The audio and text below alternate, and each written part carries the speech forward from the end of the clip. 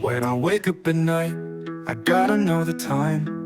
Can I sleep some more? Out of bed I climb. Check throughout my work day, counting down to lunch. Looking at my wrist all day, checking the time a bunch. It's not just about the time, it's part of my identity. The character of the design, exhibiting my complexity. The colors, my mood. Rushed out the house without it, I'm screwed. Without my watch, feel nude. It's part of my life, it's who I am. I'm a big time watch lover, a huge ass fan. I know my phone has a clock, but I don't care. My phone lacks the flair. My watch shows my personality, my individuality,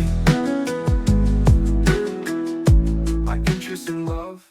Welcome back, ladies and gentlemen, to the Spotlight Watch Review. Today we're going to be taking a look at the Cadola Taurus Bullhead Racing Chronograph. Now, these are on sale right now for $270. I think they were somewhere around $400 in their original price, which I also don't think is outlandish. But for $270, I think that this is going to be a unique watch that racing fans are going to go nuts for. And Cadola really does a great job with bringing out cool, race-inspired, sporty watches.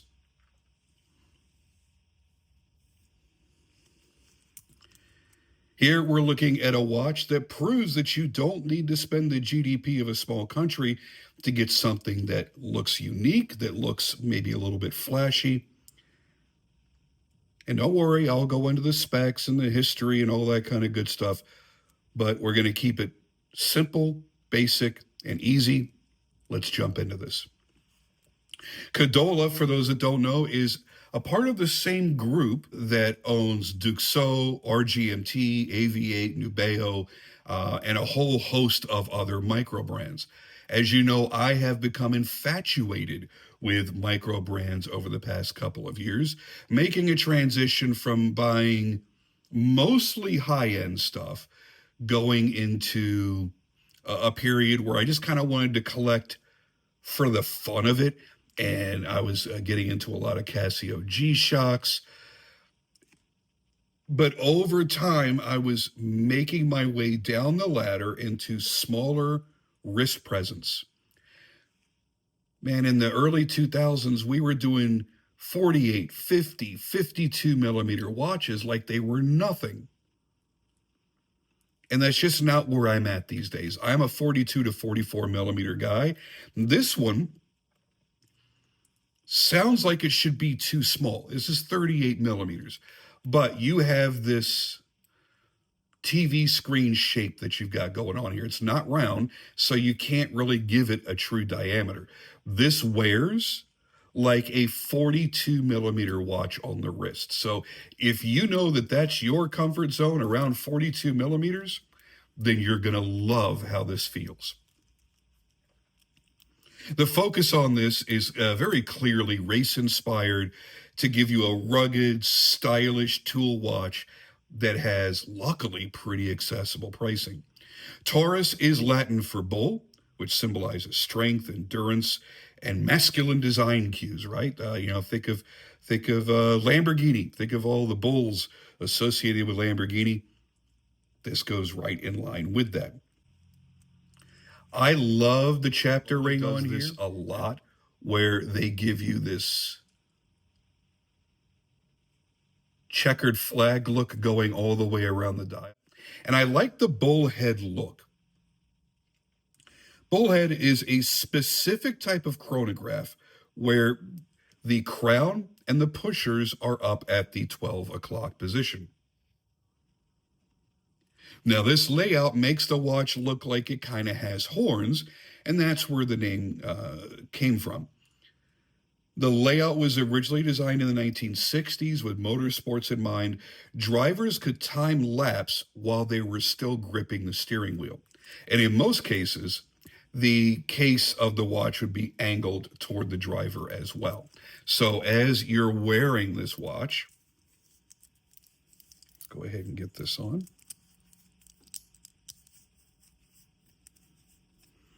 If you were, gripping the steering wheel, you wouldn't have to do crazy, goofy stuff and turn your wrist in weird, contorted ways to get to the pushers. all you're going to do is reach up here and hit the pushers up here. That's it.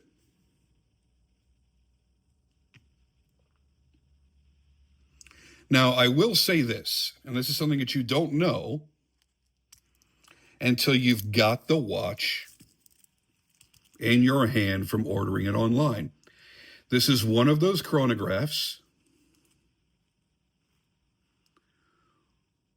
where the central hand is always ticking, denoting that you're wearing a quartz watch. Anybody looking at your wrist can see that. That bothers me. I don't like it. It's also a waste of battery. I prefer the type of chronograph where that's going to be the chronograph seconds, not the time of day seconds. So that would always be sitting still unless you're actually running the chronograph. And I'm not timing too many things these days, so my battery would last much, much longer. Now, you've got 100 meters of water resistance, a standard mineral crystal, and everything is made of 316L stainless steel. And they've done an interesting thing with the bracelet. You have a supported link style bracelet where it can't be bent in the opposite direction because the way that each link is constructed, they butt up against each other completely flat.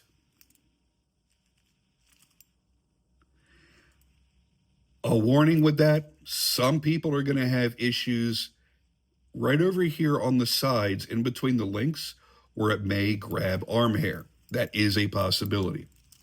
Now, one thing I'm happy they did is they're using a CNC styled, scissor style diver's flip lock safety clasp. So number one, it's the higher quality scissor style, not the stamped steel.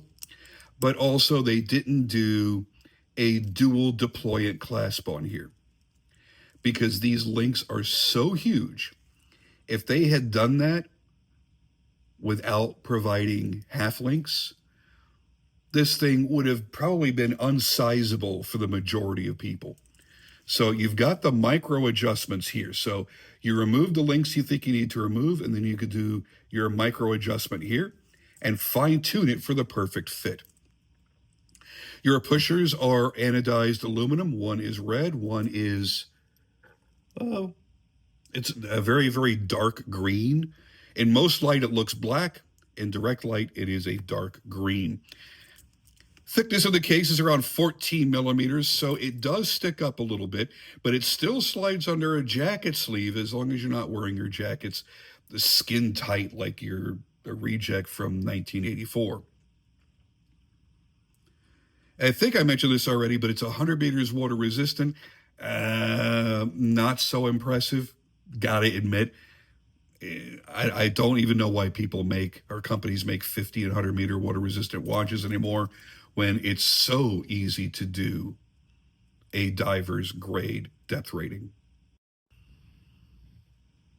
Sure, it's not a hand-assembled Swiss mechanical that's going to be worth more than your house in a couple of decades, but not everything needs to be. Sometimes you just want a watch that's fun, has a cool design, and just makes you smile when you look at it. And of course, obviously, you want it to be accurate and reliable, but sometimes you just want that fun watch. And I think that this is a great example of that. One more look on the wrist here. Actually, give you a couple of views. There it is down the wrist so that you can see how it fits from lug end to lug end, which is pretty short on this. I think it's about 46, 47 millimeters lug end to lug end. You've got a 20 millimeter lug width. So you could put 20 millimeter straps on there very, very easily. I would love to put this on a NATO strap. I think that would look really, really sharp. And it would go back again into that retro vintage racing look. So all in all, I think it's a handsome watch. I think it's a fun watch. It's not a watch that I take very seriously. It feels a little bit lightweight. If that bothers you on any level, please keep that in mind if you're going to order one of these. It's not going to be a big beefy diver or anything like that. So do keep that in mind. I think that overall there are some areas of opportunity. Like they could have done better on the loom. They certainly could have done better on the crystal material. Let's go ahead and check out the loom.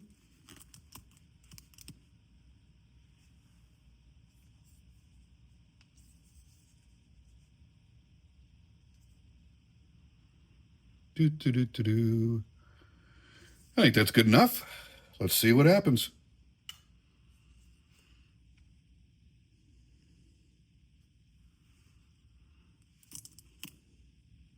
So there we have it. They actually have a nice application of loom on here. Glows nicely.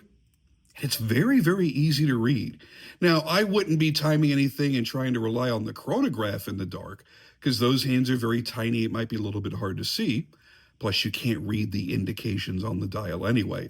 But for basic time telling, that's all you need, baby. That's fantastic. And it lasts a good long time as well, at least halfway through the night. I could definitely report till about 2 or 3 o'clock in the morning. I was able to read the time on this without issue. So I think for the price, it's pretty good. Is it outstanding? No. I don't even like it as much as the last Cadola that I reviewed. And maybe just because I'm partial to that one. Bullheads are the kind of design that you have to warm up to it. Me personally, I like them. I've had bullheads dating back 30, 40 years in Seikos that I've enjoyed. As much as I like this, it doesn't wow me as much as I hoped it would. So good quality, but I think there's some areas of opportunity there that we've already discussed. And heck, if this was about 75 bucks cheaper, then I'd say it's a no-brainer. I think right now at the price it's a good deal, but it's not great. It's one that you're gonna want to weigh that decision carefully before you click that order button. So just keep that in mind. Anyway, I'm out of here for now. Thank you so much for joining me, and I'll see you on the next review.